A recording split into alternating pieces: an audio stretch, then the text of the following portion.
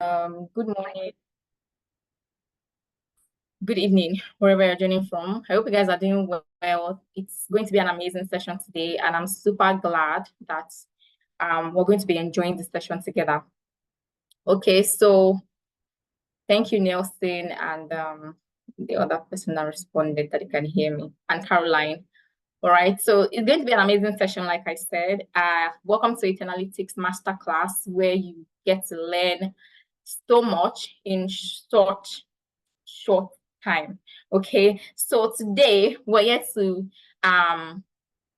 learn and also experience how to earn. Okay, so I'm going to be sharing my screen, but before I do that, I'd like to meet everybody here. It's we're not very much, of course, we're expecting more people to join, but before that, I'd like to meet everybody on the call. So I want you to tell me your name and where you're joining us from. My name is Damlola, and I'm joining from Lagos, Nigeria, and I'd like to meet every other person on the call. So what I want you to do is drop your name and where you're joining us from, okay, before I go into sharing my screen. So your name, where you're joining us from, and yeah, that's all.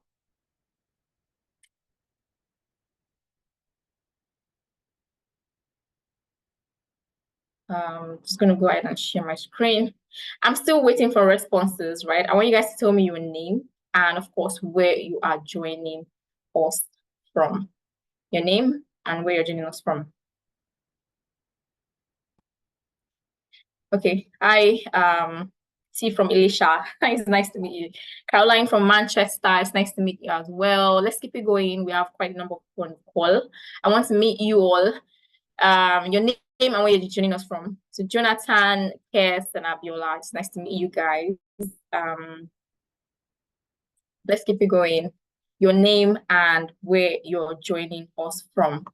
Also, if this is your first time in the Analytics Masterclass, I want you to drop a one, another one in the chat. So this is the first time that you'll be joining any of our masterclasses. Please drop a one in the chat as well. We have something nice for the first timers. Okay. So welcome, guys. Welcome, Jonathan. Welcome, Olabi, Kes, and Mary.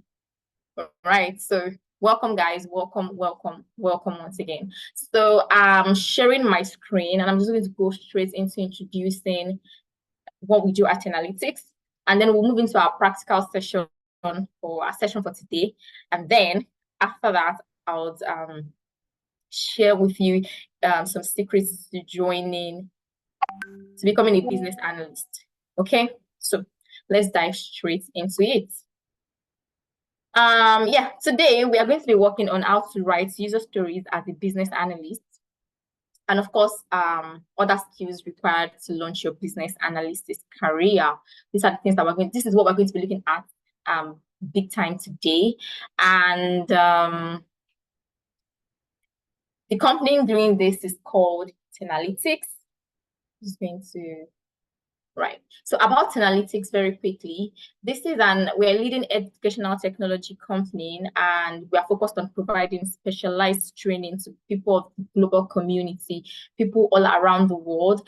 And we've helped over 2,000 people transition into their first, into tech, right from the classroom into their first job in tech across the UK, Canada, US, Africa, and Europe in general, actually. And we are very committed to making sure that the technology sector is accessible to everybody, regardless of your background, regardless of what you've done previously, regardless of where you've worked previously.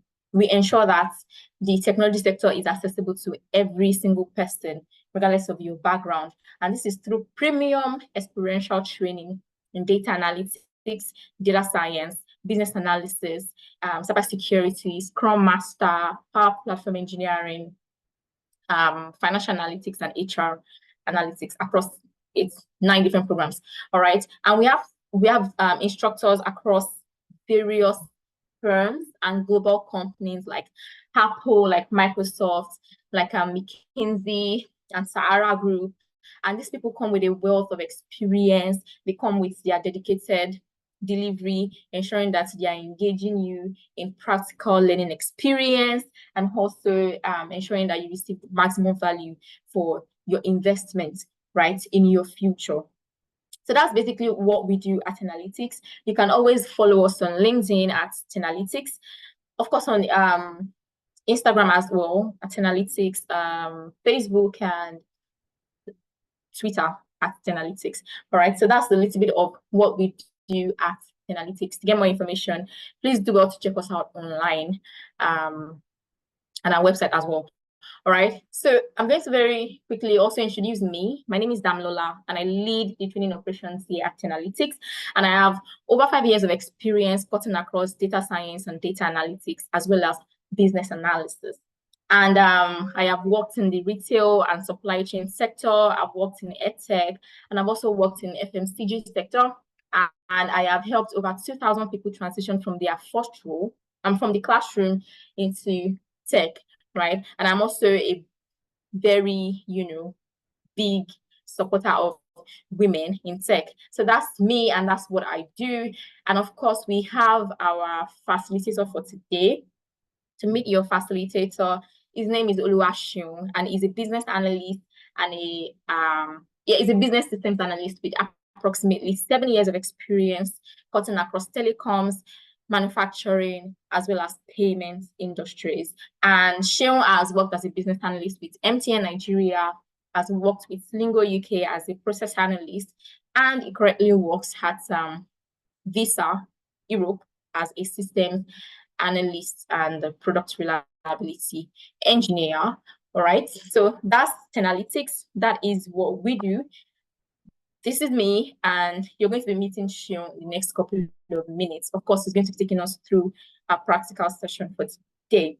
But yeah, again, I'm going to very quickly introduce what we are doing here today. Okay, so what are we doing here today? Oh, this is okay. Right. So what are we doing here today? Number one, we're going to be writing user stories as a business analyst. All right. So user stories is something that you are going to be writing a lot as a business analyst. And to even get started at all, we're going to be talking about who a business analyst is for people that do not know, what business analysis is about. And then we'll look at the pathway to becoming a business analyst. So you're here today.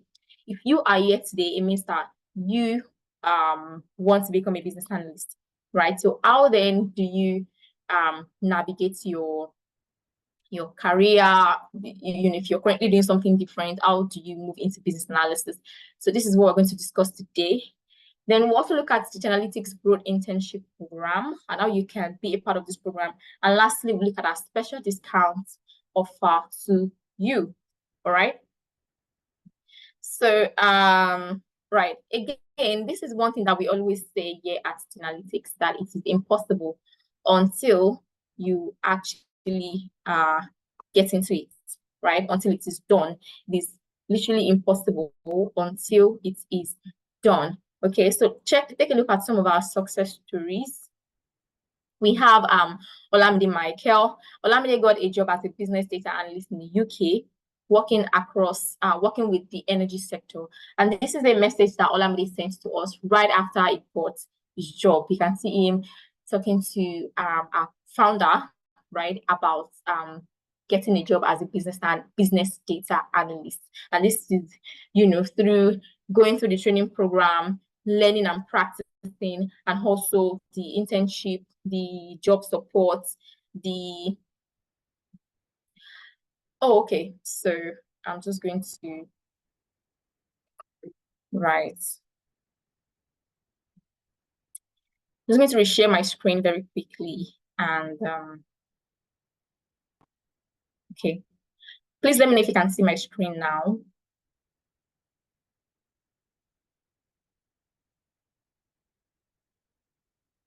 Yes, we can. Okay. All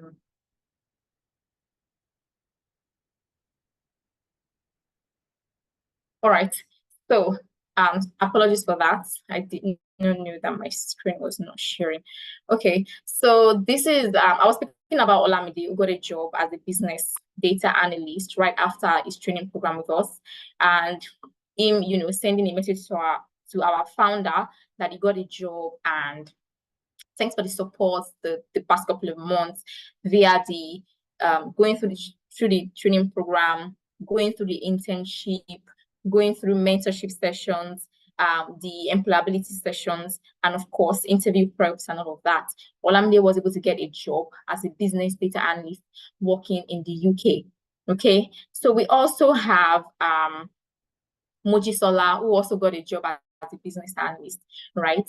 And this is Mojisola also reaching out to our founder that she got a job. She got an offer, after prepping her and all of those things, she got an offer and she was able to land a job as a business analyst in the UK. So if you are here, you're thinking it's not possible, I don't have the tech background, I don't have this, I don't have that. It's literally just in your head. Okay, you have to give yourself a chance. You have to give it a try before you fold. All right, so try not to fold. Okay, so at this junction, I'm going to be handing over to Sheon, who's going to take us through how to write user stories as a business analyst, and of course, other skills that are required to launch your business analysis career. All right, so hi, Sheon. Hi, Damola. Good evening. Good evening, everyone. Let me just share my screen quickly.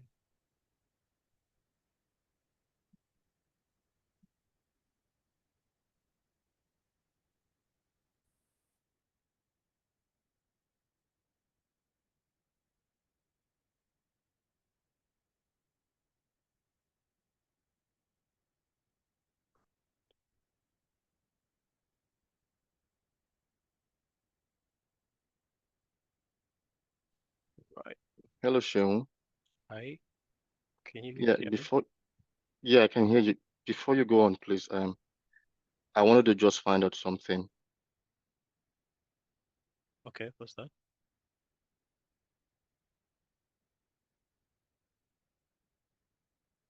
Hi. Is that Ubong? Hello, can you hear me? Yes, I can hear you. Can you hear me? Oh, okay, yeah, I can hear you. I said I wanted to just ask a quick question before you go on. I know you guys have done a data analytics class before, and today is a business analytics class. Are they one and the same thing or are they different? They're different. Data analysis is purely for data. So you be using SQL, Power BI, Excel, for analytics, right? So it's a bit more in depth. Business analysis is practically focusing more on the business side. There's a bit of data analysis, right? Included in business analysis as well, but just on the surface level, right? But data analysis is in depth, diving into data analytics. Thank you. All right. Please confirm if you can see my screen. Ubong, can you see my screen? Tell me. Yes, you can see your screen. All right, good. All right. Good day, everyone. My name is Oluwaseun. Yeah, it always seems impossible until it's done. Dami has given a brief introduction. So yes, I'm a business systems analyst with approximately 7 years of experience. Previously worked at MTN Nigeria as a business analyst for about 4.5 years. Worked briefly with Slinko UK as a process analyst, and I currently work with Visa Europe as a systems analyst / product reliability engineer. All right. I would like to meet you also on the call. I know Dami has asked you to tell us where your name and where you're joining from, but I just want to know, what your background is, right? So, business analysis is one of those courses or one of those fields that, no matter your background, you can easily, transition into it, right? It's a tech field, tech role, right? But it's one of those fields that we call no coding, tech field, right? So you don't need to have experience of coding or anything to go into, business analysis. But as time goes on, as the more you get experience in business analysis, you can start to pick up some of these technical skills, right? But I just want to have a feel of, your background, right? So are you currently a student? Because we've had, people who have transitioned directly from the university into business analysis, or you're a lawyer. We've had lawyers transition into business into tech, about business analysis. We've had nurses. We've had all sorts, right? So, what's your background, right? Are you currently even a business analyst at the moment? We've had some people come on the course as well to brush up their skills and the like. So, just put in the chat quickly your name and then your background, just to have a feel of the the people we have on the call today. All right, so Nelson is a university tutor. That's good. And in the current cohorts that we are training at the moment, we have a university professor, right, who is a PhD over there, right, and he's a professor in one of the universities in Nigeria, and he's taking the course, to transition into business analysis. Dr. Michael, right? So yeah, that's interesting. Liam is a fashion designer. Fantastic. That's good. Who else? Pelumi is in insurance and risk management. Good. Caroline is an MSc student in international business. Fantastic. Who else? Wisdom is a student of law. Good. Jonathan, social entrepreneur and educator. Olabi systems admin. All right. DBA student, computer sciences. All right. Fantastic. All right. So I think we have quite a diverse, background of people on the call today. Right. Bosaya is a business administration student. Sally is a language tutor. All right, good. All right. So we're going to get into it, right? So today we're going to be talking about how to write user stories as a business analyst, right? But I think it's important for us to, introduce what business analysis is, right? For a lot of us, this is probably the first time you're hearing about business analysis. For some, you've heard about it in the past, or you've got friends or people or family that are business analysts, right? So I just want to ask before we go into it, right? Based on your current understanding today, what would you say business analysis is? What's your understanding of business analysis? Probably via some research that you've done, or some of the things you've heard, or from some of your friends. What would you say business analysis is? Anyone wants to come to the mic? Anybody? What do you currently understand? So there's no right or wrong answers. We're all here to learn, right? So don't be shy, right? No one is castigating anybody here. Just want to understand. So what's your current understanding of business analysis? Anybody? Well, for Okay, let me me, try. I Let me think try. All right, go ahead. I'm not sure. Please. Okay, for me, the understanding I have about business analysis is that it's I'll just say it in my own words. Yeah, that's good. So it's like enabling change in the Mhm. business environment and providing solution to needs, to business needs. Yeah, fantastic. Yeah, that's what Thank- I feel. Thanks, Victoria. It feels as though you've seen my next slide. Are you sure you've not? You don't have expo. That's good. No. Fantastic. Yeah. So you said, enabling change, right? And providing solutions to business needs. Fantastic. T, you wanted to say something? Was it T or Kes? yeah, I yeah, would it was, say a business analyst is an agent of change. Okay, good, fantastic. That's Right. Yeah, business analyst is an agent of change. Kes, how about you? yeah, I was the one who spoke earlier. All right. Not Ubong. I didn't know the difference between the two. I always hear people talk about them interchangeably, so I wasn't sure what it was, but I'm here to learn. All right, good. Liomi says business analysis is a digital way of fixing a workflow. Yeah, then. So we've given very good definitions, right? Or understanding of business analysis, but I think it's important for us to be able to define business analysis according to the standard, right? Which is according to the International Institute of Business Analysis, IIBA, right? So the International Institute of Business Analysis is a standard body or the standardized body that sort of regulates business analysis globally, right? So it's important for us to be able to define it according to the standard, right, within the industry, right? So the International Institute of Business Analysis defines business analysis as the practice of enabling change, right? Just as Victoria said, as Tia said as well, it's you enabling change, right? In an organization, right? I would like you to focus on the parts that is yellow, bolded, on the definition, right? So business analysis is the practice. I know we're here to talk about user stories, but I just want us to establish this foundation about business analysis before we move on to that, right? So it's the practice of enabling change, right? As organizations, as companies, all of these companies, all of these organizations, they go through changes, right? Every company wants to make more money, right? They want to increase their revenue. They want to improve their revenue. They want to, acquire more customers, right? That's a change, right?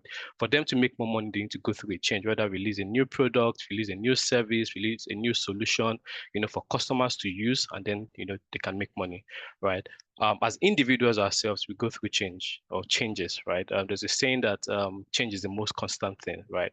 So we are constantly going through changes, right, as individuals. For some of us, you've relocated, let's say, from Nigeria to the UK or Canada, that's a change, right? Whilst we're growing up, from primary school to secondary school, that's a change, right? From secondary school to university, getting a job, getting married, having kids, that's a period of change or changes, right? So the same way we go through changes as individuals, businesses and organizations, and companies go through changes, right? They don't want to remain the same way they were last year, right? A company might come up and say, they made, $20 million in revenue last year. Maybe that's the best they've ever made. They broke all the records. But you would find that that same company that made, $20 million last year, they want to make more than $20 million this year, right? And for them to get to that point, they need to go through some changes, right? Either, release new products, release new services, acquire new customers, and all of those things. So you're basically, enabling that change, for them to happen, for them to go from point A, to point B, right? So business analysis is that practice of enabling that change, right? What do we need to do, for our company to move from this point to that point? What do we need, to do for our company to move from, the current state, which is the as is, right, to the future state, right? That's a business analysis term, right? We call it the current state and the future state, right, which is the to be, right? So it's the practice of enabling change in an organization, right? So you would enable that change typically within an organization, right? Within a company, right? In the context of an organization, by defining needs, right? And recommending solutions, right? Victoria, gave a bit of highlights on this as well, right? So you're enabling change in an organization by defining needs, right? Every business, every organization has got needs, right? The same way we as individuals, we've got needs, right? You want to buy clothes, you want to buy shoes, you want to feed, you buy food, you pay your school fees, your kids' school fees, those are needs, right? So as a business analyst, you're enabling change in an organization by defining needs, right? What are the things that your company or your organization needs, for them to move from point A to point B, right? What are the things they need? What are the processes that they need? What are the products, or applications or solutions or services that they need, for them to be able to, reach more customers, right? For them to be able to make more money, basically, right? So you're enabling that change in an organization by defining needs, right, which is the as is, right, the current state,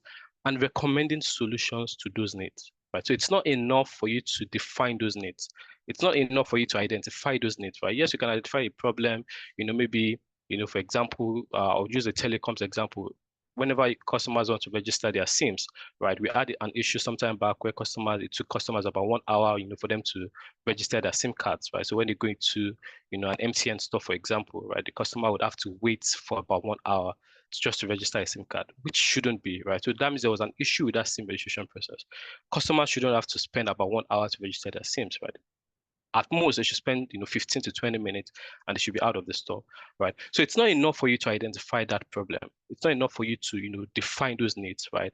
You need to be able to recommend solutions to those needs, right? To those problems that you have identified, right? So as a business analyst, you're identifying needs, right? You're defining needs and you're recommending solutions to those needs, right?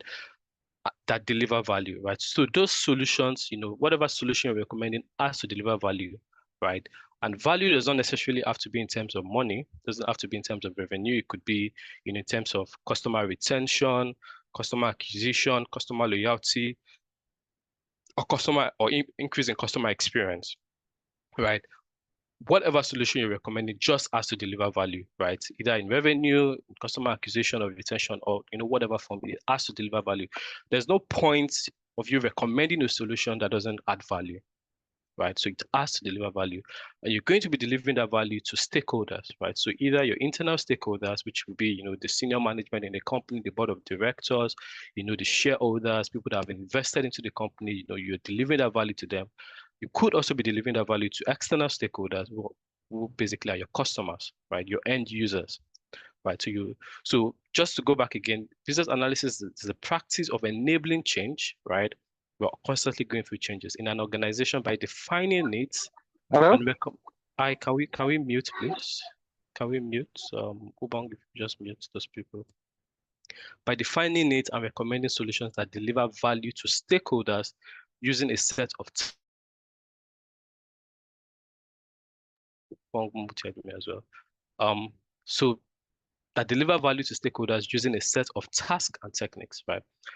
So those tasks and techniques are, the tools, that you need to be equipped with as a business analyst for you to, enable that change, right? One of those techniques, or task is what we'll be talking about today, which is, how to write user stories, right?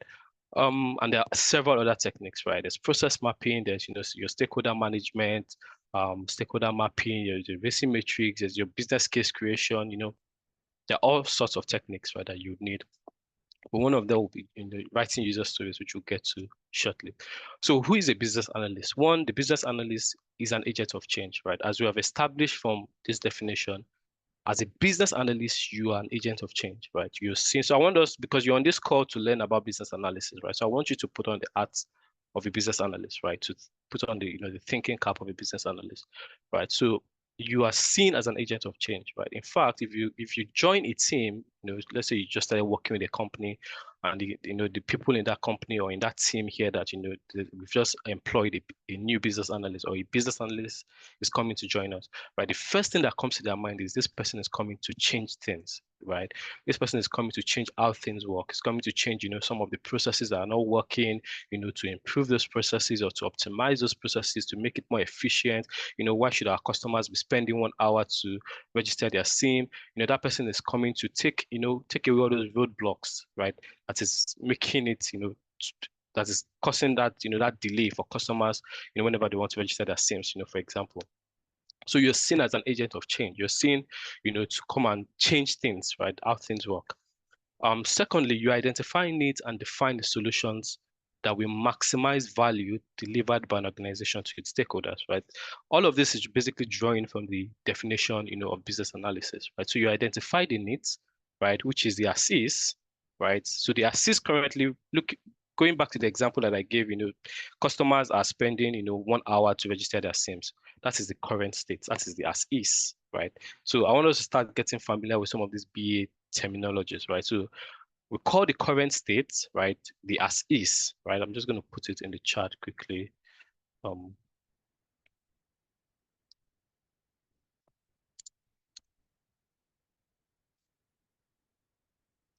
then we call the future states the to be.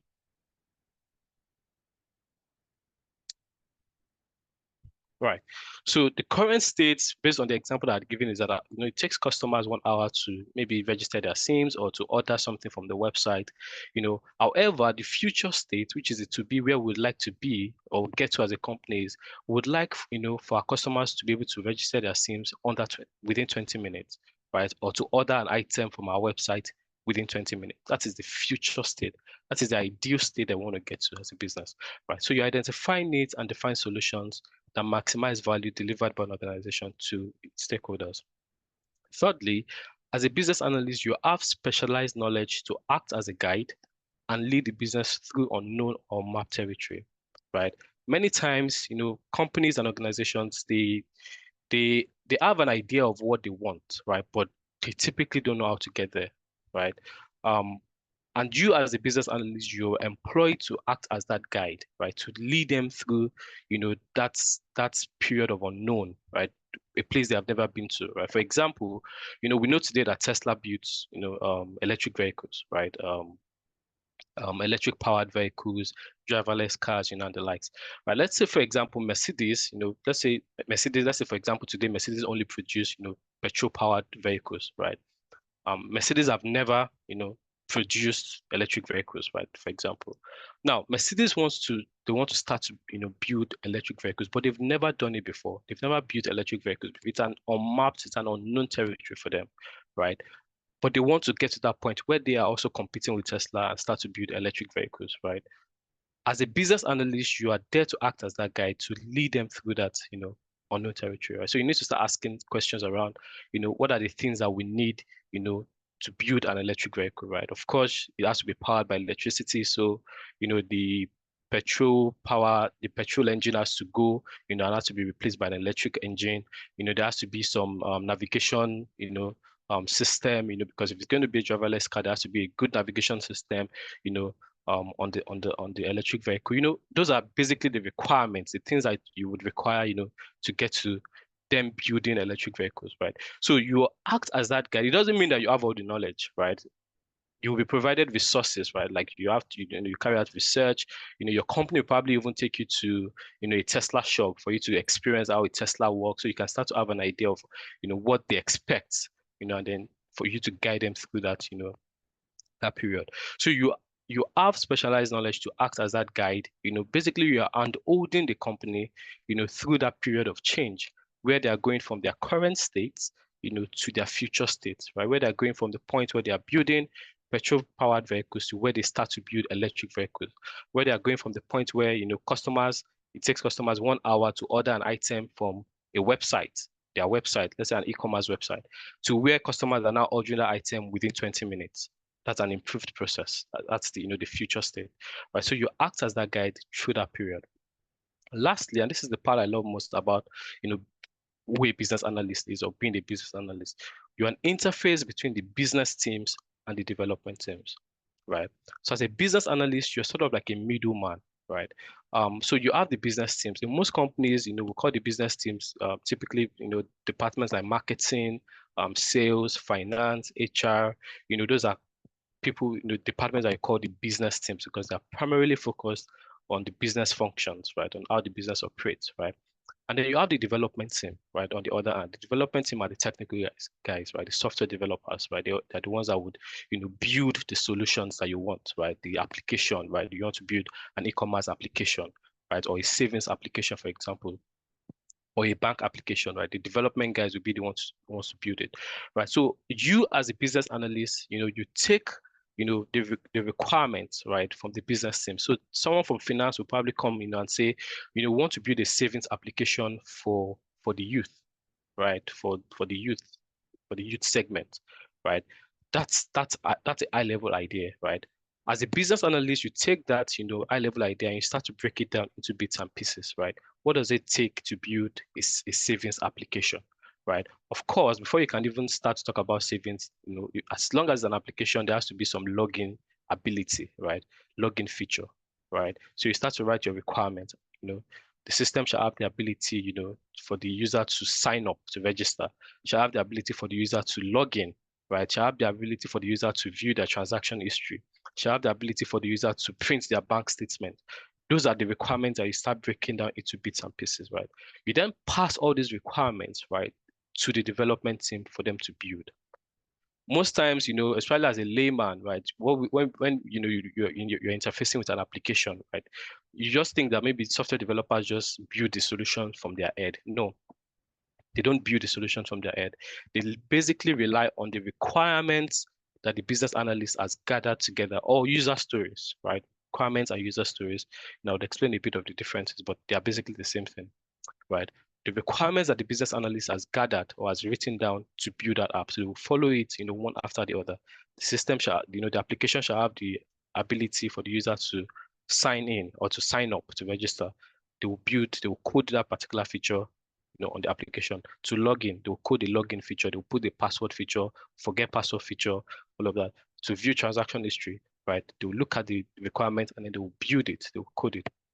So you're basically that interface, right? You're that middleman, right? You're getting that high level idea, from the business team, from that person and, from the finance department, and you're breaking it down into bits and pieces. You're writing out your requirements or your user stories, and you're passing it on to the development teams for them to code and to build, to bring that idea, that solution to life, basically. Right. And the reason why I love this is because it sort of feels like you're getting the best of both worlds, right? Because you start to understand, how the business functions, how the business think about revenue, about conceptualization, about ideas. And then also you start to pick up some technical skills from the development teams, right? Because the more you interact with development teams, the more you start to pick up some of their technical, skills, right? You start to, hear things around API. You start to test APIs yourself. You do your call and response. You start to get a bit technical, right? And that's one thing that makes business analysis quite an interesting field, because you're getting getting the best of both worlds, right? So that was just to give a foundation on what business analysis is, right? So now we're going to go to how to write user stories as a business analyst, right? So when we talk about user stories, right, in business analysis, this comes especially when you're working in an agile development company, right? So there are majorly two types of software development methodologies, two major types. There is what we call the waterfall methodology, and there is the agile methodology, which most companies use, right? So waterfall is the traditional method, right? It has been there from time immemorial, right? This is what companies have used from time, and time and over again, right? In waterfall, you have what we call requirements, right?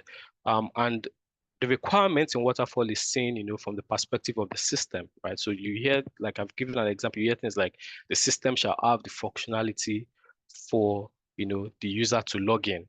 The application shall have the ability for the user to view their transaction history. That's a requirement, right? It's seen from the perspective, of the system, right, or of the application, right? But when we get to user stories, right, which is used in Agile, because Agile is more user-centric. Agile is more, customer-centric. In Agile, we are putting the customer at the center, right? So we flip that particular requirement into user stories, right? So in Waterfall, right, we won't be able to go into, the nitty-gritty, because that's like a full class, right, in the course itself, right? But in Waterfall, the requirement is seen from the perspective of the system, like I've said, right? You have examples. The system shall have the ability for the user to log in, right? You can see it's seen from the perspective of the system. The system shall, the application shall do this, right? But when we get to Agile, we flip that requirement on its head to call it a user story, because we want to see it from the perspective of the user. That's why it's called a user story, right? So that requirement that says the system shall have the ability for the user to log in Agile, it will be called a user story, and to go as does that, as a user, I want to be able to log in so that I can, access the savings app. As a user, I want to be able to view my transactions history. So you can see, the difference. In Waterfall, we have requirements, right, where, it's seen from the perspective of the system. We say the system shall have the ability for the user or customer to log in, right? But in Agile, where we start to talk about user stories, it's going to be, as a user, I want to be able to log in so that I can access the savings app, right? We'll explain a bit of that, when we get to the user story slide. But for this particular slide, I just wanted to give a bit of a background on Agile, right? Because we can't just jump into user stories without giving a bit of a background on Agile, right? Because it's important. So as a business analyst, you should know that you will be working in most companies today. You will find yourself working in agile development teams, right? So you need to also have an understanding of agile. So we've incorporated a bit of agile and Scrum trainings in our trainings as well, right? So agile framework is a lightweight framework that relies on incremental development. Each iteration consists of 2 to 4 week sprints, where the goal of each sprint is to build the most important features first and come out with a potentially deliverable product, right? So Agile relies on incremental development, and it's iterative, right? So this is sort of like a framework, right? So for Agile, so typically you get inputs from customers, team managers, or executives, right? So in this case, let's say the finance team, comes and says they want to build a savings application, right, for youth. These requirements, or user stories, will then come to the product owner. In this case, the product owner, when we start talking about agile, the business analyst is seen as the product owner. So it's sort of like slash product owner, right? So all of that comes to you as a business analyst or product owner. Then we have what we call a product backlog, where you have the list of all your user stories, right? That should be parts of building that particular solution, right? So your user stories, you have things like, as a user, I want to be able to log in. As a user, I want to be able to sign up. As a user, I want to be able to view my transactions history for the savings app. As a user, I want to be able to, generate my bank statements, everything that it's going to require to build that savings application, right, will be part of what we call the product backlog, right? We won't be able to go again deep dive into, all of these concepts. Then you move on to what we call the sprint planning, right? So the sprint planning as part of Agile happens at the start of the sprint, right? So a sprint is basically a time period, right, where the team decides to develop some features, right? So let's say, for example, as part of the product backlog, the team has 50 user stories, right? That they would require to build that entire application, right? In the sprint planning meeting, the team will decide, okay, out of these 50 user stories, how many user stories can we, complete within 2 weeks, for example, right? 2 weeks, that 2 weeks period is the sprint period, right? So the team will say, okay, we can complete, 4 user stories. Basically, that's 4 features, maybe login and forget password feature, right? So they will decide on all of that during the sprint planning meeting, right? Then they'll take all of that into the sprint, either a 1 week sprint or a 2 week sprint or a 3 week sprint or a 4 week sprint, run them through, they'll develop it, they will test it, and they will deploy that. As part of that, we have what we call the sprint review, right? This is, for the team to show the work that they just completed in the previous sprint, right? So they'll do like a demo, right? To say, okay, we've built the sign up feature, basically the registration feature, and then the login feature, and then they will demo it for all the stakeholders, and you'll be able to view it, right? We also have during the sprint what we call, the daily stand-up meeting that happens, right? So this happens every day, during the sprint period, right? Typically for 15 minutes, just to get an update, from the development team, on what is going on. And then you have the sprint retrospective. This is just, to reflect on the completed sprint. So your sprint retrospective would happen at the end of that 2 weeks to say, what are the things we did well during the last sprint? What are the things that we did not do well? And how can we improve, going into the next sprint, right? So this is, a framework of Agile, at a glance, right? So we then move on to, user stories itself, right? So like I've explained earlier, user story is used, to capture the description of a software feature from the perspective of the end user, right? So when we talk about user stories, we are seeing it from the perspective of the user, right? We are putting the user at the center, right, at the core of it, right? I explained requirement earlier. The requirement is seen from the perspective of the system or the application, right? When we're talking about user stories, it's seen from the perspective of the end users, right? User stories in Agile. So there are 3 ways or 3 parts to writing a user story. And as a business analyst, trust me, you'll be writing a lot of user stories, right? Because many companies, especially startups and even big, large companies, right? Most of their developments, whenever they're developing solutions or they're developing applications, they would use the Agile method, right? And as part of Agile, you will be writing user stories, right? Instead of requirements, right? So you need to be able to write user stories, right? So there are 3 parts to writing a user story, right? You can't just wake up and just write, anything, right? There's a structure, right, to writing a user story. Jeremy said I didn't say anything about the burn down chart. Yeah, so the burn down chart typically is done by the Scrum Master, right? Just to give us an update on the work that has been done, the work that has been that is left to be done, just a chart of the progress of the team, right? Basically, so that's what the burn down chart is, but we're not focused on the Scrum Master, that's why I didn't really go there. Our focus is on you as a business analyst and the product owner as part of the Agile team, right? Jamin, I hope I answered your question. All right. So there are 3 parts to writing a user story, right? One is to start with the as a statement, which is the type of user, right? So this part of the user story is used to describe the end user, right? As a type of user. For example, if you're working on a gaming solution, right? Let's say you're working, on a gaming application, on a game application, right? You want to write your user story. It's going to start as a player, I want to be able to start a new game. So you want to describe that type of user, right? If you're working on, let's say, an e-commerce website, right? You probably put as a customer, right? I want to be able to click on categories and add to carts, for example, right? So the first part of your user story would begin with the as a statement. That's basically describing the type of user, right? I came in here, I'll come to your question after. You can just put your questions in the chat, but just so I want to break the flow of of the class. So as a type of user, right? So as a customer, I want to be able to do this. As a bank, customer, I want to be able to, log into my savings application, right?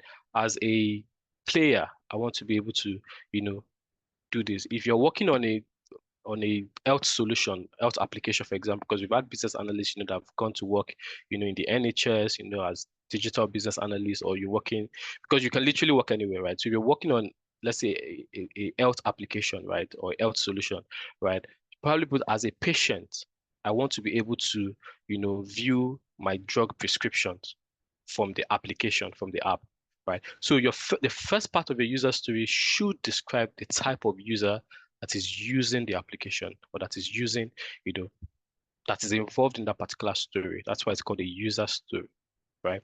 The second part is the functionality that you're now trying to describe, or that the user, wants to use, right? So the I want, and then the functionality, right?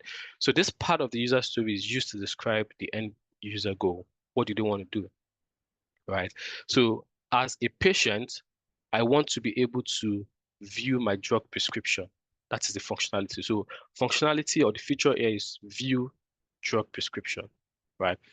As a bank customer, I want to be able to view my transaction history. The functionality here is view transaction history, because that is what they want to do, right? As a customer, I want to be able to log in, right? The feature here, the functionality here is login feature, right? So as a customer, I want to be able to log in. That is my end goal. That's what I want to do, right?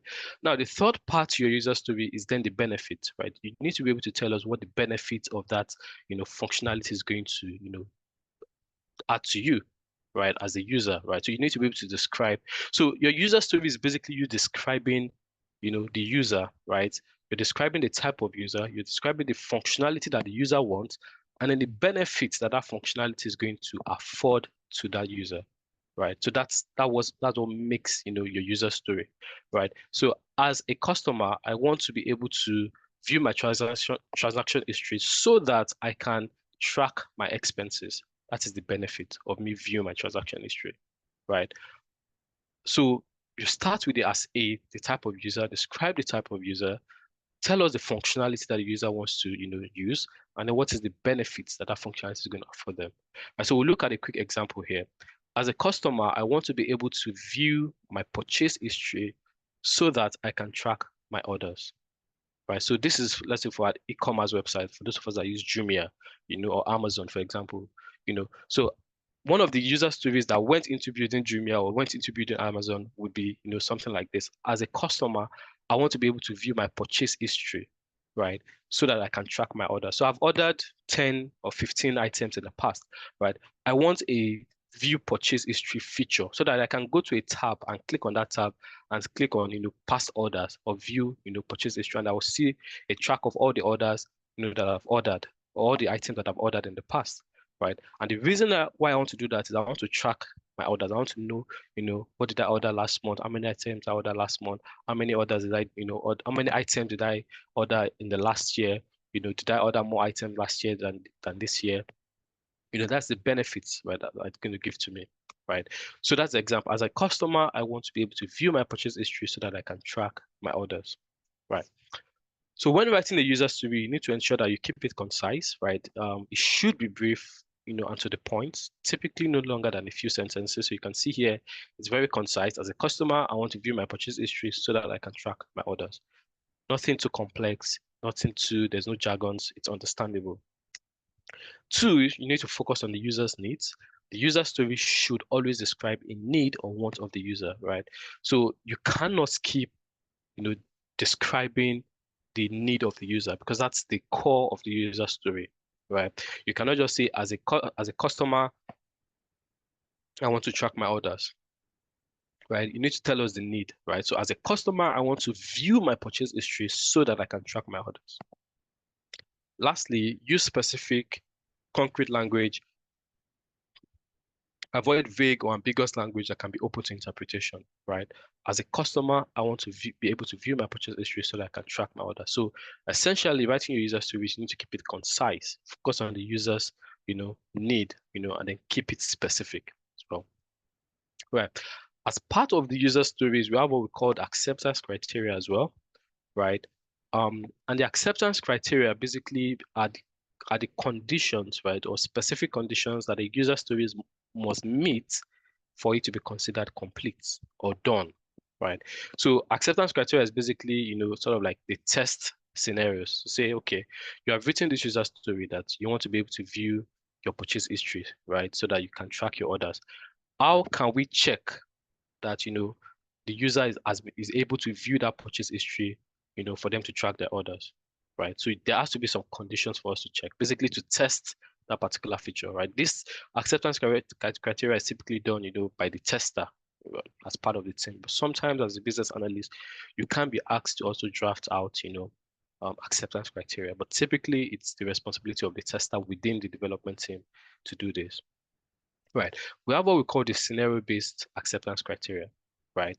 And the scenario-based acceptance criteria basically follows a given, when, then format, right? So you can see that for all of these things, there's a structure to it, right? It's not just, you don't just wake up and just write anything and call it a user story, right? Here you can see, you have to start with the type of user, describe the functionality, and then the benefit, right? The acceptance criteria will typically follow a given, when, then format, right? To list out the conditions, that must be met for us to say that particular user story is complete or has been done, has been fulfilled, right? For example, you need to, given a certain condition, right? You want to tell us, there has to be a certain condition, right? When a certain action is taken, then a certain result should occur. Given that, the customer has done something or the customer does something, when they then do or carry out another action, then they should expect a certain result, right? So for example, right, from the user story that we gave earlier, right, that as a customer, I want to be able to view my purchase history so that I can track my orders. The acceptance criteria will go, given that the customer is logged in, right? Because as a customer, you first have to be logged in before you can even view your purchase history, right? If you're not logged into the application, there's no way you can even say you want to view your orders, right, or view your purchase history, right? So given that the customer is logged in, right, that is the condition. That condition must be met first, right? So you have to be logged in. When they click on the purchase history link, right, the action, when, right, then they should see a list of their past orders, right, including the date of purchase and the total cost. I hope it's making sense now. The user story is, as a customer, I want to be able to view my purchase history so that I can track my orders. But the acceptance criteria will list out those conditions for us to say that, yes, we've been able to satisfy or meet that user story, be able to complete it, right? So the given, when, then format for acceptance criteria, given that the customer is logged in, they must satisfy that condition. Then if they are logged in, when they then click on the purchase history link, then a certain result should occur, which is that they should see a list of their past orders, right? So for acceptance criteria, you want to keep it specific, right? It should be specific enough to allow the developers, to know exactly what needs to be done to meet the user's needs. It should also be testable, right? Acceptance criteria should be testable as much as possible. So the tester should be able to go onto that application and test to say, okay, when I log in, and then they log in, all of these applications that you use today, they went through a series of testing before they were launched to you to use, before they were launched to customers or end users, right? So the tester, before that solution is launched, will go, and check, okay, when I log in, right, then you go to the purchase history link. When I click on purchase history link, I should see a list of my past orders. Then that means, okay, yes, that feature is working, it's fine. And then we'll move on to the next feature, the next user story. Right. So it should be kept specific, right? It should also be testable. Right. Okay, no, this is also explaining the last slide. All right, so I was explaining earlier that you would have requirements as part of waterfall, and then you have user stories as part of agile. So there will be sometimes as a business analyst that you'll be required to translate requirements into user stories, right? And remember I said requirements are seen from the perspective of the system or the perspective of the application, whilst your user story is seen from the perspective of the user, right? So while user stories and acceptance criteria addresses the features what and why, right? What do you want and why do you want it? Your requirements delve into how it should work, right? So requirements offer detailed instructions for implementation. Often they will describe the technical description, the system interaction, which acceptance criteria user story does not include, right? So requirements, basically is telling you how the system expects, that solution should work, right? How that's, the technical feature. But user stories is telling it from the perspective of the user, but basically focusing on the need of the user, because that is what Agile is all about. We want to put the customer or the user at the center, right? We've gone past the point where we put the system or the application at the center. Now we want to put the user, at the center. Now, there will be cases where you'll be asked to, translate requirements to user stories. So let's say, for example, you've been given a solution to work on or a project to work on, but they've gathered all the requirements, right? So they gathered the requirements from the perspective of the system, but they want to implement that particular solution using Agile. Then you need to translate the requirements into user stories. Basically, you need to flip it on its head, from where it is seen from the perspective of the system to a point where it is now seen from the perspective of the user, basically telling the story of the user, which is called a user story. So, for example, you'd have requirements as one of the requirements could be the system should allow customers to select two accounts, right? Enter an amount and execute a transfer. The system should update the account balances immediately. This is an example of a requirement. You can see the focus is on the system. The system shall, the system should do this. So the system should allow the customers to select two accounts, enter an amount. The system should update the account balances. The focus for requirement is on the system, on the technicality of the system. But we'll flip this particular requirement now into a user story, right? And now we're going to focus on the user. It's the same request, but from two different perspectives, right? So the user story will then go for as a banking customer, I want to transfer funds between my accounts so I can manage my money effectively, right? So you can see now it's from the perspective of the user, right? The requirements is, it's a bit technical. The system shall allow the customer to select two accounts, execute a transfer. The system should update the account balances immediately. But when you flip it on its head to be seen from the perspective of the user, you see that as a banking customer, I want to transfer funds between my accounts so I can manage my money effectively.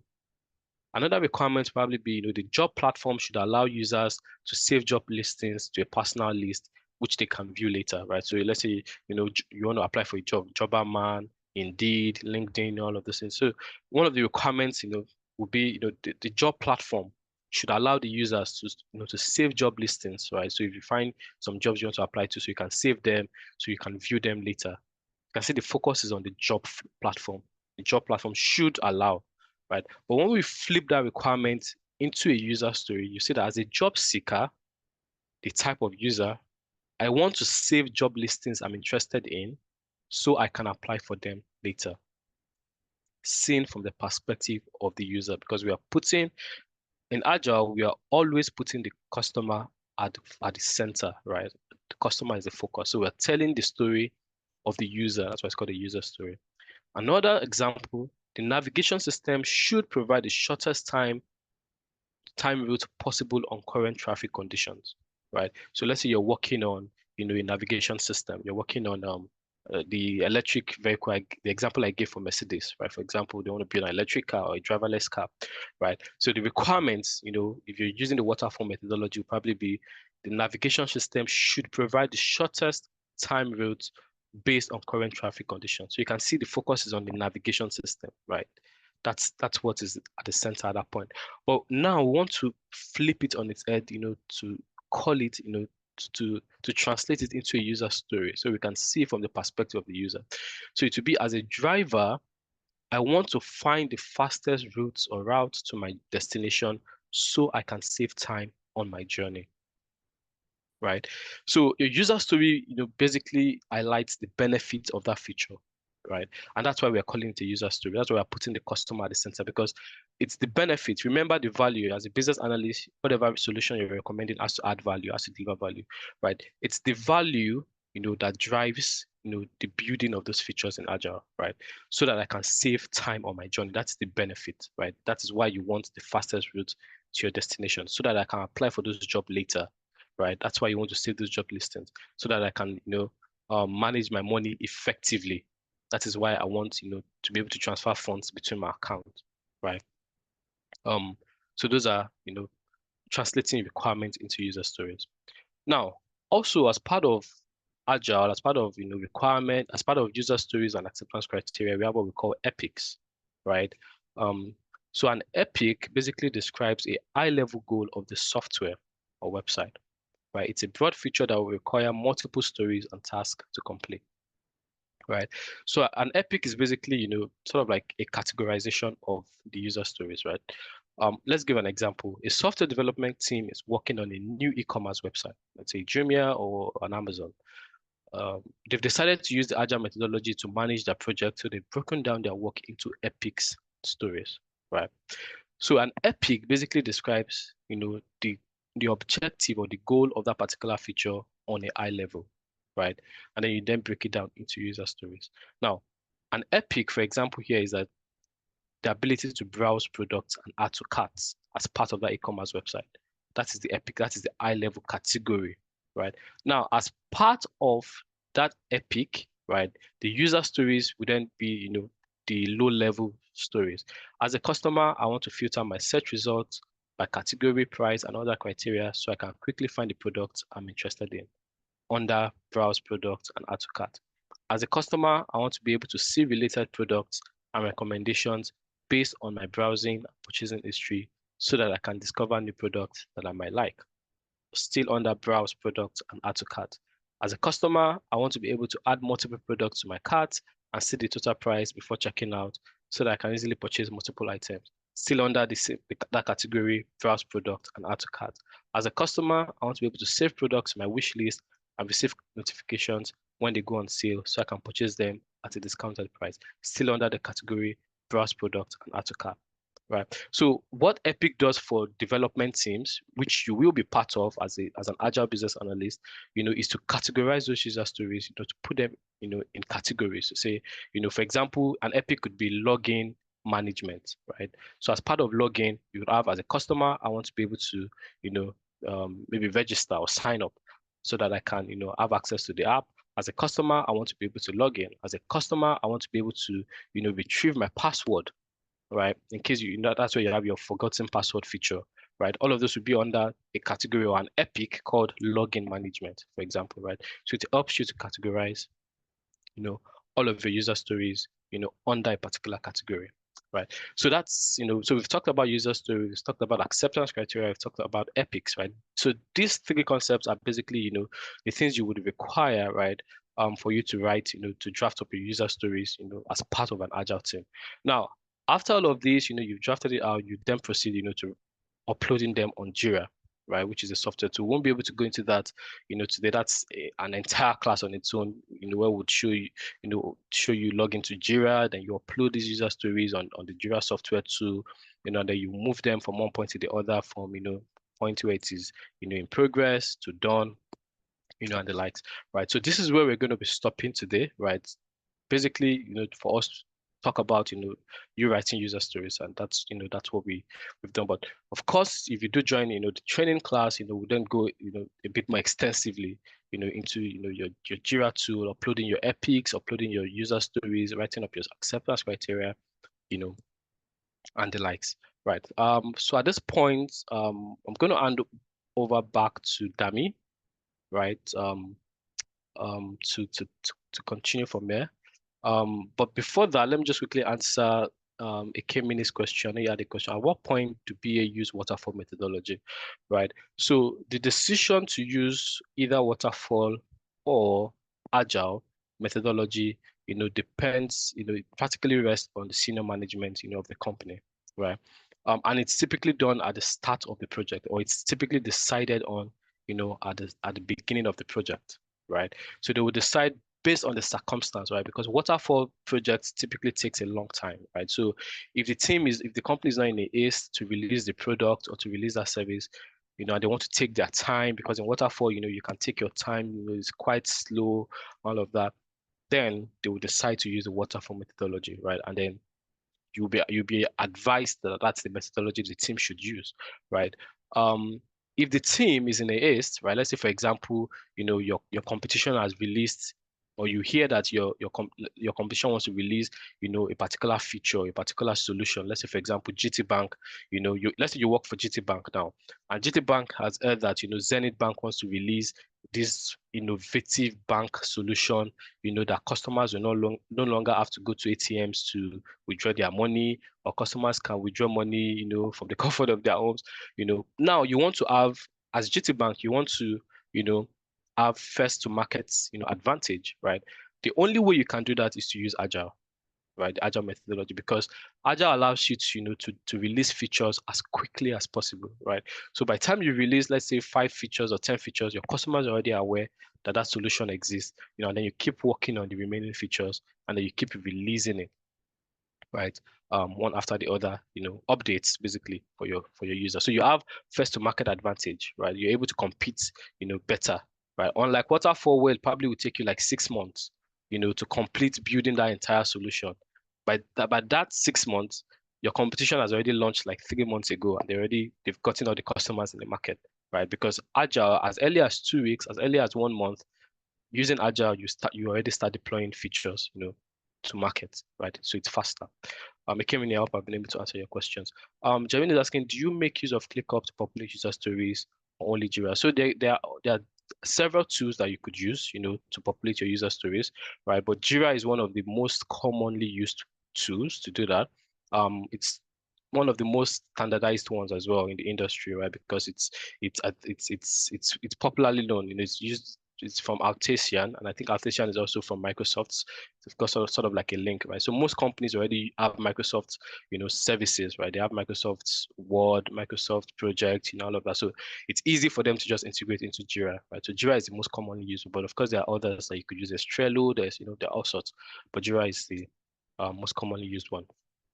I'll take this last question before I hand over to Dami because of time. T says, what is Confluence used for? So Confluence is also part of the Altasian suite. So you have Jira, you have Confluence, right? So Confluence basically is used, for documentation, for you to store your documents, right? So as part of Confluence, you'd have different templates that you can use, to write requirements, and all of that. You can save those requirements, on Confluence. So Confluence is sort of like a documentation and collaboration space where you can save your documents, and then any template you want. For sprint retrospective, for example, the Scrum Master can go there, pick a template, and then use it. Right? So Confluence is, yes, it's part of like the Jira family, right? But it's mostly used, for documentation. But the Jira itself, the Jira tool itself, is used for you to populate your user stories, right? And then the team can go there, track it, which user stories are we done, which one are we completed, which one are are we yet to do, right? And they can track the progress, as the team moves forward. All right, T, I hope I've been able to answer your question. All right, at this point, thank you very much. I will hand over back to Dami to take us through the rest of the talk to us about the training, the benefits you would get, and then of course the cost associated. All right, Dami, over to you now. Thank you so much, Shil. So if you absolutely enjoyed that session, I want you to give our facilitator today a round of applause. That was an amazing session, and judging from the questions that we got, I want to believe that a lot of people got a lot from the session. Okay, so a round of applause. Let's keep it going. Thank you so much. I'm going to go ahead and share my screen and walk us through the second half of the program. And we should be done in about 30 minutes. So please stay with me and let's see how you can get started as a business analyst.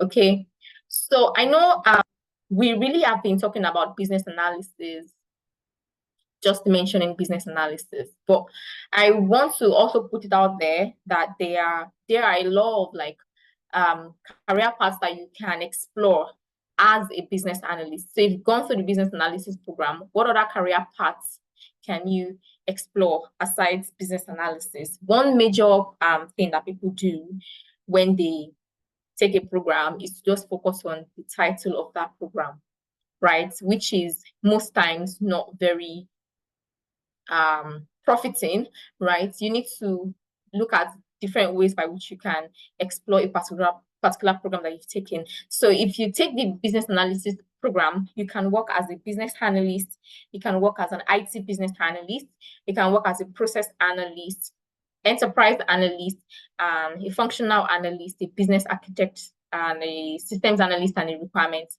engineer, right? So everything that you're going to be learning in the business analysis program really encompasses or stretches across these different career paths, these different business analyst profiles, right? And yeah, some of the competences of a business analyst, right? You're looking at personal qualities like communication, relationship building, influencing, facilitation, because you're going to be facilitating a lot of meetings. You have to be resilient, paying attention to details, right? Because if you're going to be solving problems within the company, providing solutions, making changes, you need to know how to pay attention to details. Then speaking on business knowledge, you need to have domain knowledge on the, around the sector that you're pursuing. If you're going to e-commerce, if you're going to fintech, and so on and so forth, then you also have to, have the subject matter expertise. Oh, again,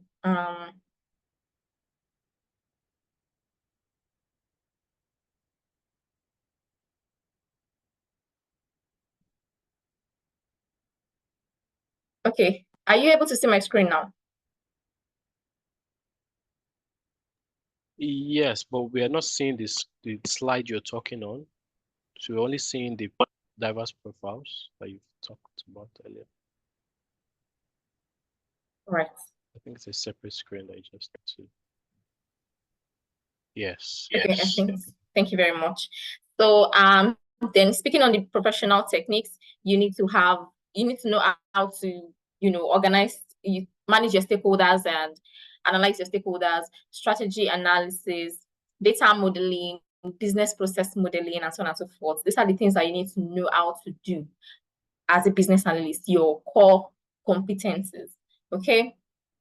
So what are the different ways of developing these competencies? We've looked through the different competencies, and now how exactly should you develop these competencies? Number one is training. All right. So you have to go through a thorough training where you are taught by experts on how to do these things, right? It's not just by like scrambling around trying to get this and that from different sources. You need to learn from people that have already gone through the path that you're looking to go through. Okay.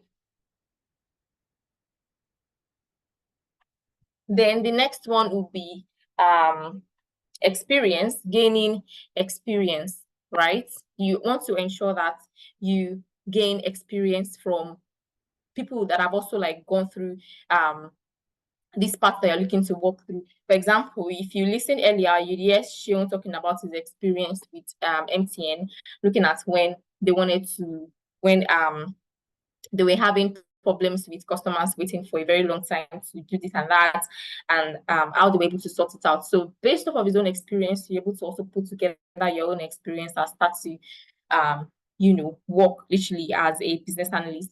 Then personal study, of course, you need to know how to study. You need to, get together materials that would help you study and become a good business analyst. Then you also need industry engagements from people that colleagues that you're going to be in class with, people that have gone through the program, people that are taking you through the program. Okay, so let's take a look at the business analyst track brochure. This is going to take us through what the business analysis program entails. Now, number one, how do I become a business analyst?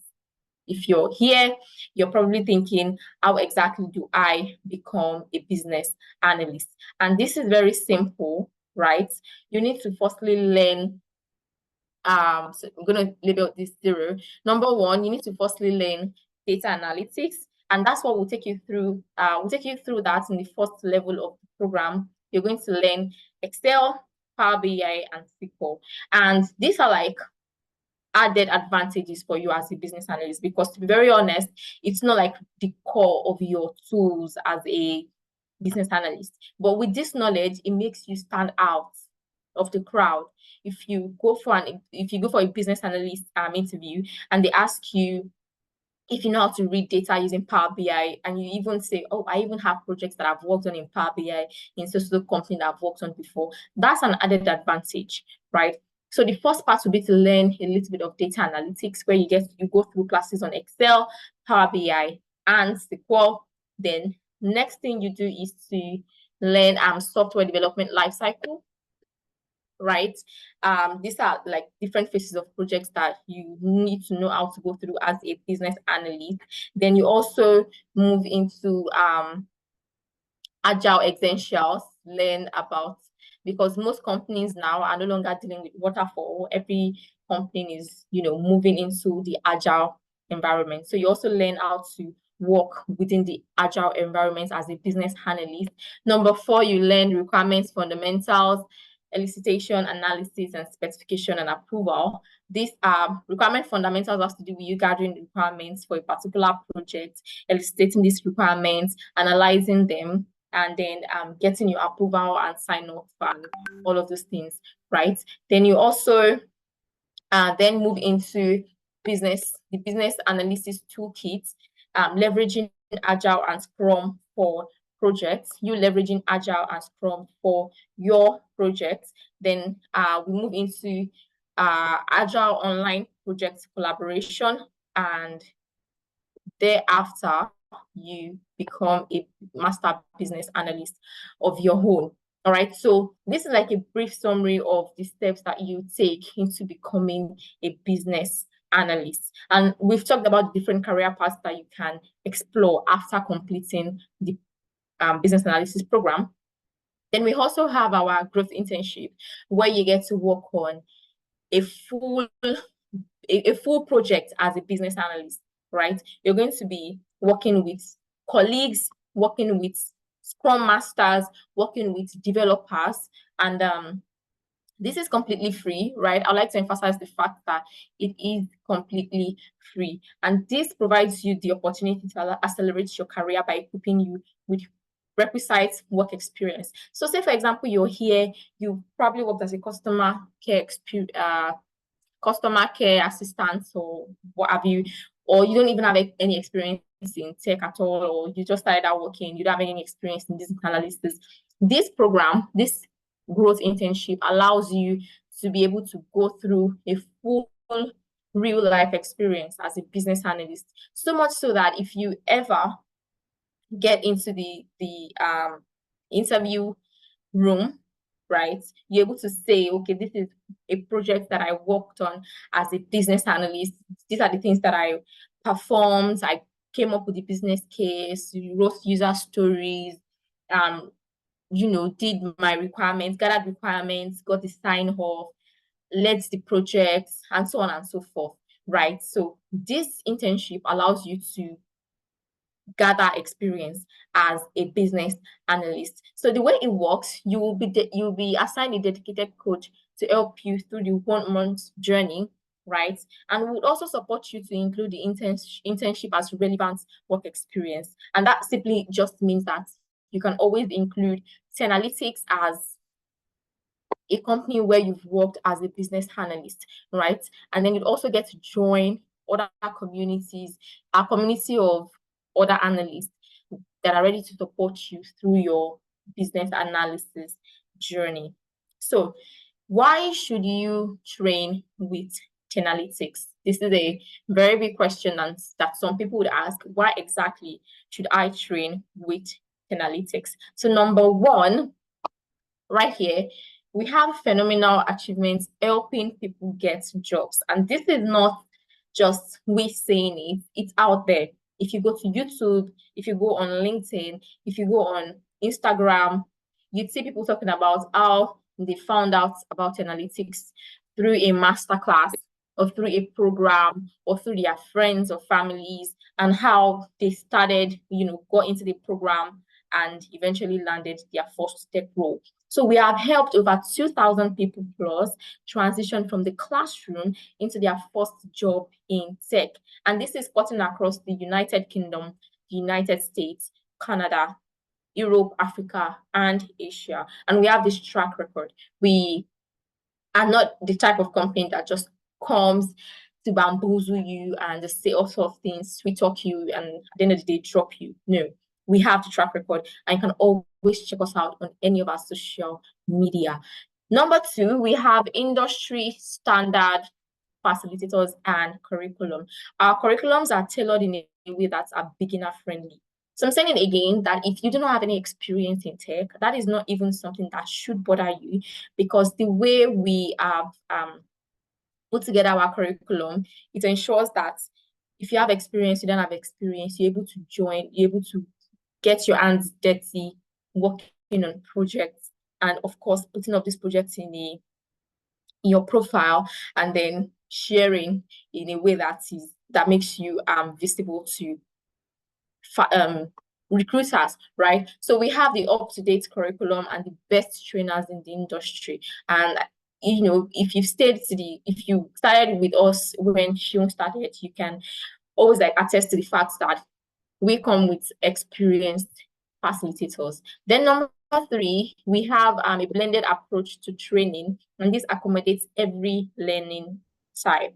So if you're somebody who likes to learn straight up from the mouth of the facilitator, you're able to do that through combination of both live classes. And if you're somebody who would rather watch videos and then have access to your facilitator later on, we also, of course, have that. So we have a combination of both live classes and watch me do it videos. And if you're a fast learner, you're a slow learner, you don't like noise, you don't like anything, we have blended training to accommodate every learning type. Okay. And lastly, we have the tailored sessions to position you to land your first job. We have designed power-packed strategies to help you land your first job in tech. And that's moving from our employability sessions to CV review sessions, to LinkedIn optimization sessions, to interview preparation sessions, and so much more, right? So it's never going to be a situation whereby you're moving around with a CV that is not optimized. As soon as you join, you've started a program, we're going to take you through how to optimize your CV. All right. So there are some CVs that should not even see the light of the day, or the day of the light. You know how they say it, right? We have people that have their birth date on their CVs, they have their picture, they have whatever it is that they have that should not actually be on their CV, right? So these are things that we're going to help you correct. We'll take you through a full session on how to optimize your CV, how to write your CV in a way that it passes through the ATS tracking system, the applicant's tracking system, right? And it is not thrown out into the, it is not thrown out. So we'll take you through the CV review session. Of course, LinkedIn is very important. If you're job searching, you're job hunting, you are looking to change your career, LinkedIn is one place that you can fully optimize, and you'd obviously like get your results, right? But people do not know how to use LinkedIn, and that's like a disadvantage already. So we'll take you through optimizing your LinkedIn and also interview preparation sessions. For example, today is Thursday and we have our mentorship session. And today, in our mentorship session, we're going to be going through interview simulations. And these are like interview demonstrations. We sent out job applications for people to apply, and then when they've applied, we bring them to the session. They'll come up like how a proper interview should go.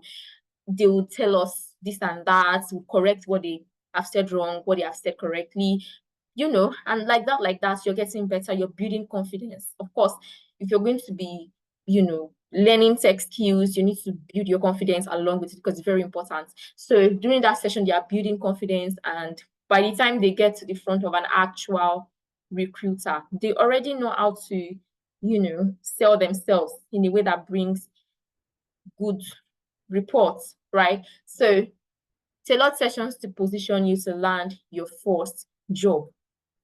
Now, I've talked about the employability sessions, the CV review sessions, LinkedIn optimization. We also have the Upwork session.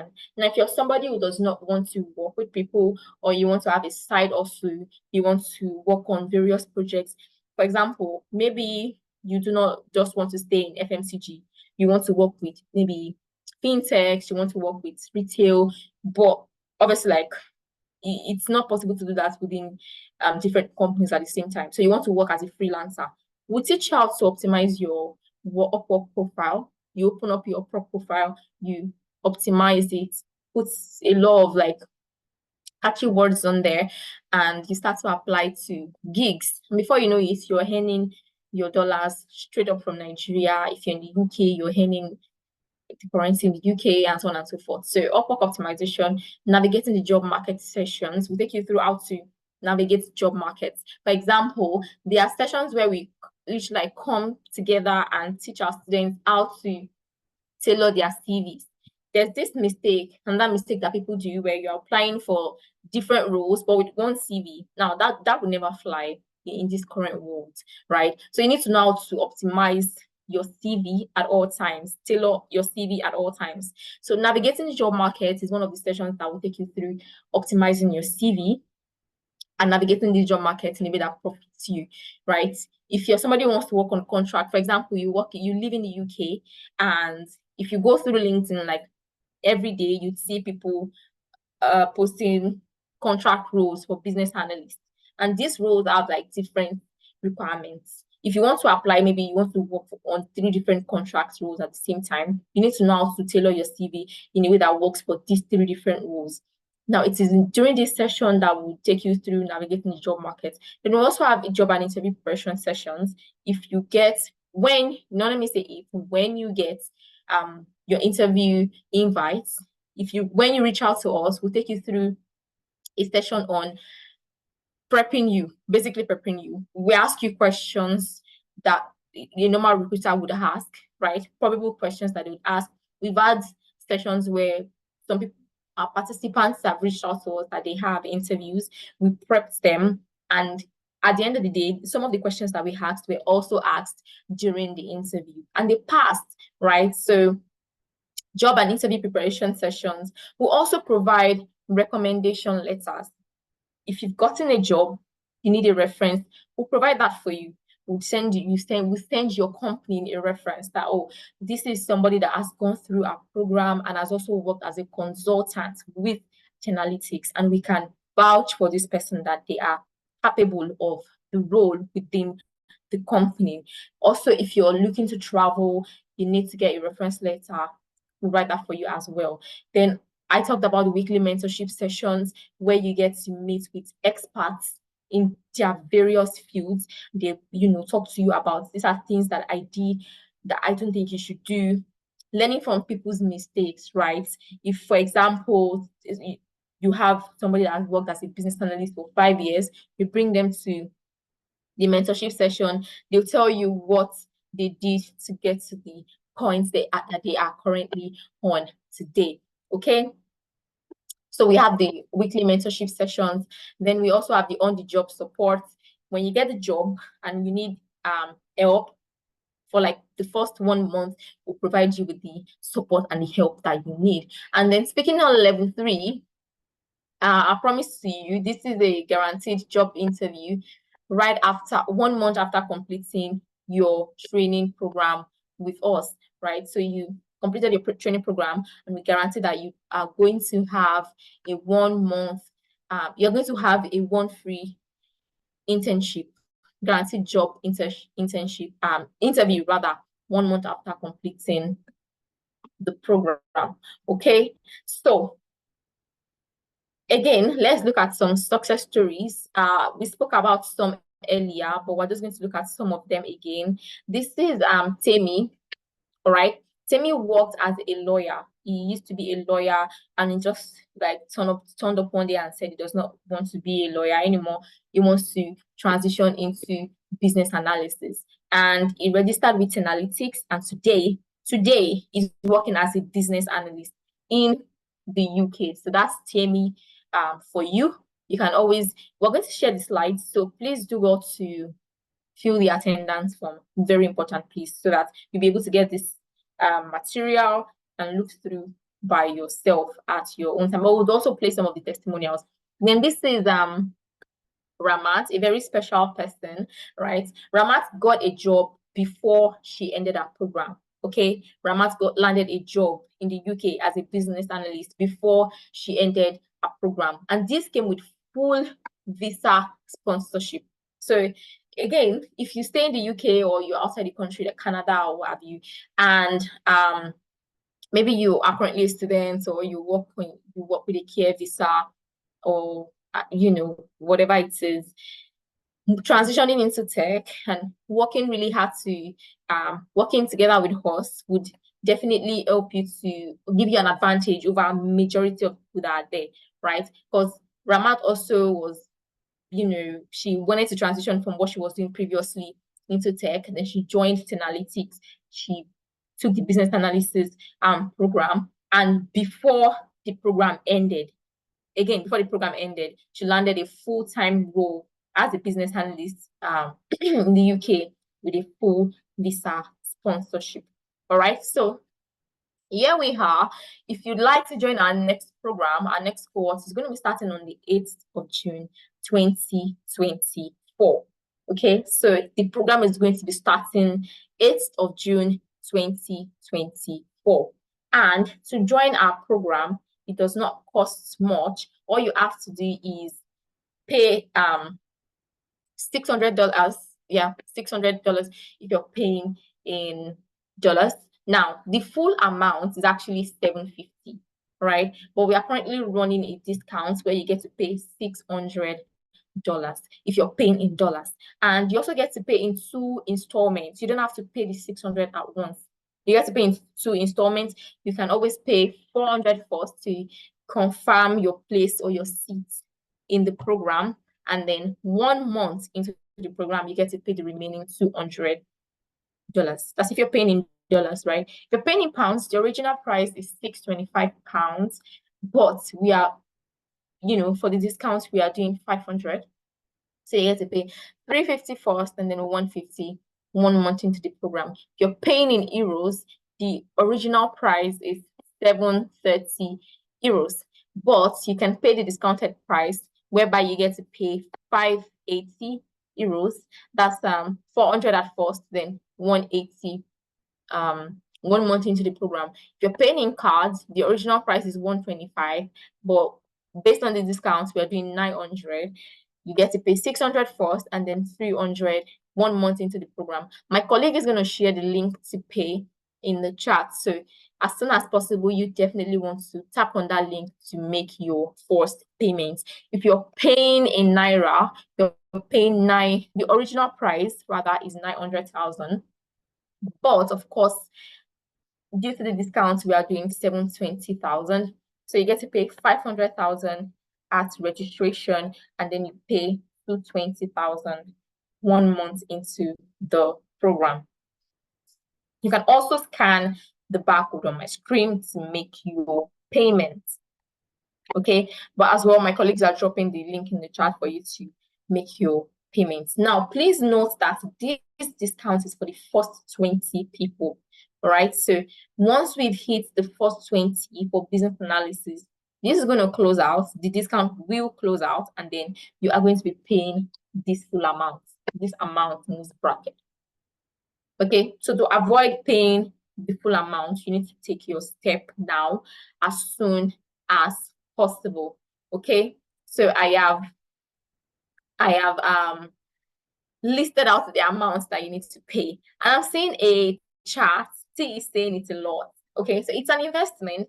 How about you look at it as an investment, right? This is something that in 3-4 months you're going to acquire the skills, you're going to get all the benefits, and then you land your role, of course, through your own dedication as well. You land your role and you start to earn times, I'm not even going to say times 5, if that times 10 or what have you, right? Because a business analyst does not earn little. I can say that for a fact. Okay, so let's look at it as an investment in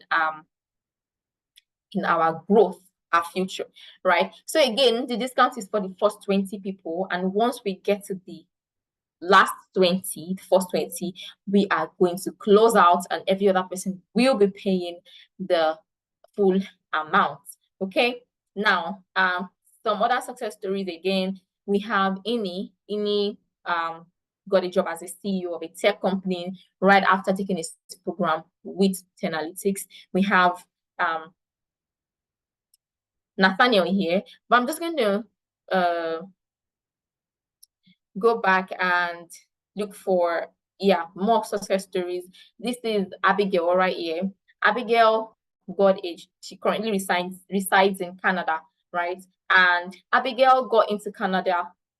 She started working as a care worker. She wanted to change what she was doing, which is also like very important for people to do. She wanted to change what she was doing, so she enrolled in the business analysis program, and of course, she was leading in the class, coming to classes, working on projects, very dedicated, practiced a lot, and eventually Abigail landed a role as a business analyst in Edmonton, Canada. So I'm going to tap on that and let's see if we can watch that very quickly. Okay. So I'd like to play Abigail's video. Let's take a look at it very quickly together, and then we'll close out this session. So please give me some seconds while I try to bring that up.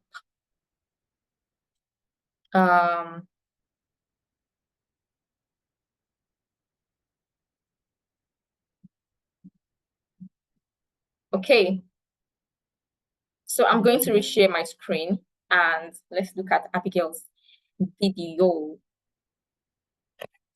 together.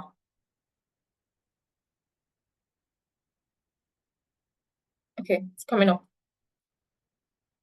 Are you a STEM professional and are looking to apply for U.S. Okay. Hi guys, my name is Abigail Gaga and I want to talk about my journey with genetics and how it has helped me to ace my interview and eventually land that dream job that we always wanted. So my training with Genetics has transformed my career as a business analyst. They have coached me really well, thoroughly with hands-on projects, and the instructors are usually super awesome. Topics that are covered are usually real life experience with a hands-on project where you do as a team, where you do as individual. There's always a one-on-one session if you want. Interview preparation, they use real life experience, they coach you on interview and they tell you what you are doing right and what you are doing wrong and where you need to improve and where you are perfect and all of that. I'm recommending Tenalytics to all my friends, to anyone watching this video. Please don't think about it twice when you just try and attend one of the sessions. It will open your mind. It will give you more ideas on what it is all about. Don't be scared. It was working with Analytics that gave me the confidence to apply for some job roles that I naturally wouldn't apply because I feel those job roles are usually too big for me. Like, the name sounds so big, and Analytics makes me understand that you can do it as a business analyst. We all got the idea.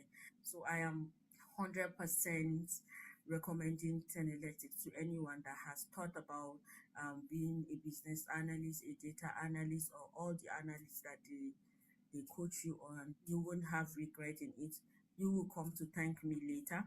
I am happy I joined Analytics. They help you develop your user stories on how to use scenario, on how to use real life experience to answer your interview questions, which is usually what helps you to ace your interview. I am so happy I joined Analytics, and I wouldn't have been where I am today without the coaching and help of Analytics. I personally would want to thank the coordinator. He's very good at doing his job. His name is Ubong. Please disturb Ubong of everything you need. Like, he's always there 100%. Any time of the day, you call him, he picks. It doesn't matter. He's sleeping 2 a.m., 1 a.m. I am really, really recommending Analytics. So guys, join Analytics and you won't regret it. And Analytics, I personally want to thank you for training me, for building my confidence, and for helping me to understand that there's a BA in every one of us. Thank you guys. Bye. Very great. All right, so that is yeah, I'm just going to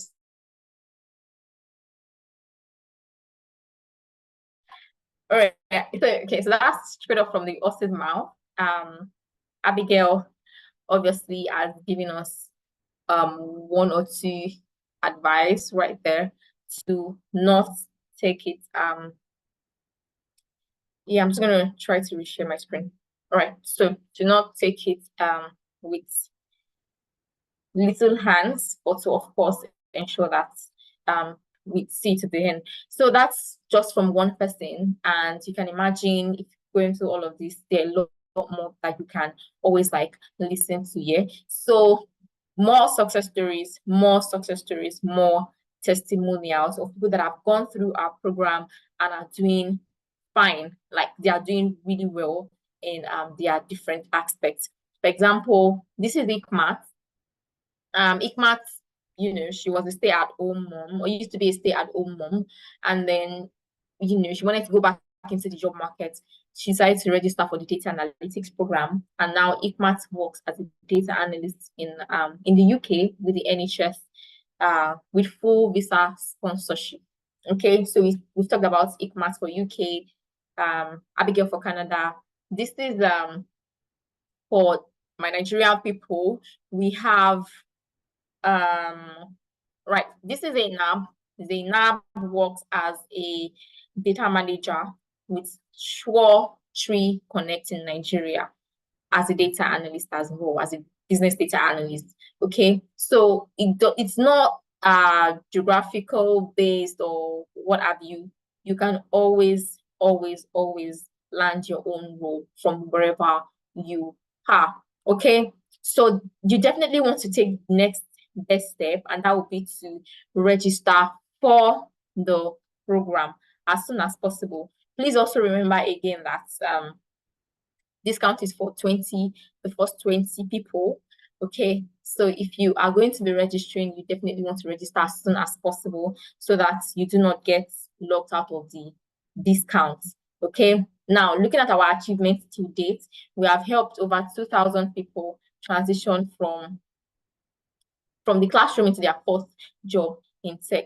And some of our participants work in companies such as MTN, First Bank, Microsoft, Amazon, Fitsin, eBay, Sterling Bank, United Capital, and so on and so forth. So you can be the next success story. And I would definitely love to have your face on our page, talking about how you also joined this kind of masterclass and eventually you're working as a business analyst. Okay, so some of our impacts and features in 2023 are features that you can always read up on to see what analytics is, to think more of what analytics has done over time. So I hope everybody here is ready to gain their premium skills. And again, if you have any questions whatsoever, we have more sessions coming up. And we also have our clarity sessions on Tuesdays. You can always indicate interest in joining that if you'd like to speak with us one-on-one,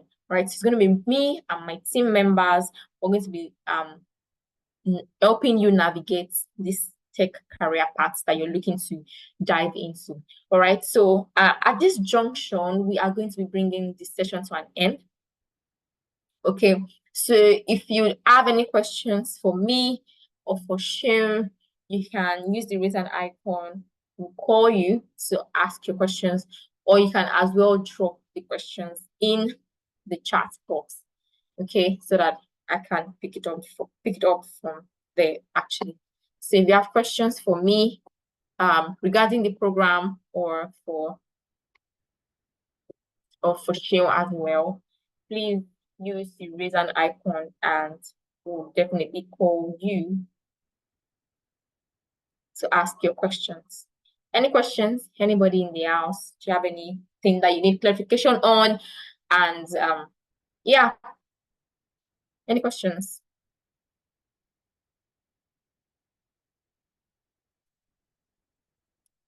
Okay. All right, CJ. So if you can see my screen, that is what I'm currently projecting.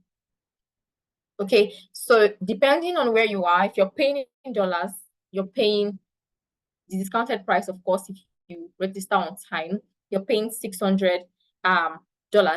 If you're paying then you get to pay in 2 installments, right? You can pay 400 first and then pay 200 later. If you're paying in pounds, you're paying 500 pounds in total.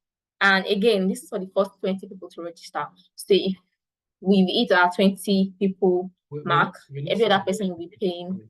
We're not seeing the screen that you're sharing, that you're talking about. Oh, okay. All right, thank you very much. Sure. All right, so if you're paying in pounds, you're paying 500 pounds. You get to pay in 2 installments as well, 350 and 150, 1 month into the program. Yeah, 350 as registration. Yeah, just to clarify that. Then 150, 1 month into the program. If you're paying in euros, you're paying 580 euros, 400 to register, 180 euros, 1 month into the program. If you're paying in Canadian dollars, you're paying 900 Canadian dollars in total, 600 at first, 300 1 month into the program. If you're paying in Naira, you're paying 720,000 Naira, 500 at the point of registration, 220,000 Naira, 1 month into the program. Okay, again, this is for the first 20 people. So once we hit that mark again, we'll revert back to the full amount. I hope that answers your question, CJ.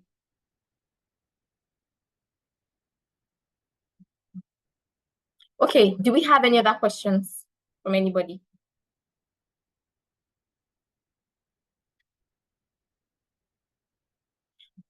All right, so again, please do well to fill the attendance form. It's very important. We'll be closing the session right about now. Thank you guys so much for coming. Thank you for staying to the end of the program.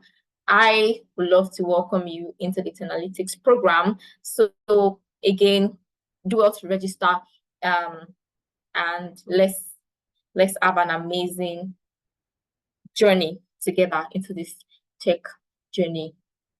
Okay, so this is what we'll be closing for today. We have more sessions coming up, so please be on the lookout. And yes, thank you guys for coming. Have a very pleasant night, everyone. Bye, guys.